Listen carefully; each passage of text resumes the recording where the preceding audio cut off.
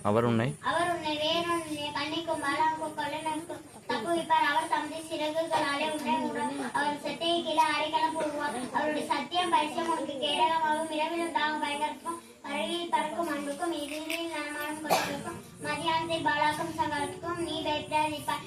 உன் பக்கத்தில் 1000 பேரும் வலதுபுறத்தில் 16 பேரும் இருந்தாலும் அது உன்னை அணுகாது. உன் கண்களால் மாத்திரம் நீ அதை பார்த்துவார். கற்கு வரும் மண்ணை காண்பாய். உனக்கு அடைக்கலமாயிருக்கிற உன்னால் மன கத்திரை உனக்கு தாரமற்ற கொள்வாய். ஆகையால் பொல்லாப்பு உனக்கு நேரியாது. வாதை உன் கூடாது அணுகாது. உன் வழியில் எல்லாம் உன்னை காக்கும்படி தமக்காக தம்முடைய தூதர்கள் வந்து கட்டளையிடுவார்கள். கல்லில் படிக்க அவர்கள் தங்கள் கைகளில் எழுதி கொண்டு போவார்கள். சிங்கத்தின் மேலும் விரியன் பாம்பின் மேலும் மீனானது பார சிங்கத்தை வலி சர்க்கத்தை மிதித்து போடுவார். அவன் என்னிடத்தில் வாஞ்சியாக்கிறபடியால் நான் அவனை விடுவிப்பேன். நாமத்தை அவன் அணிந்திருக்கிறபடியால் அவனை உயர்ந்தலை கிட்ட வைப்பேன்.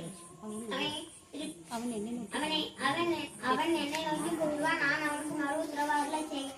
ஆபத்தில் நான் அவனோடு அவனை தப்புவித்து அவனை கனப்படுத்துவேன். நீடித்த நாட்களாய் திருப்தியாக்கி என் ரட்சிப்பை அவனுக்கு காண்பிப்பேன்.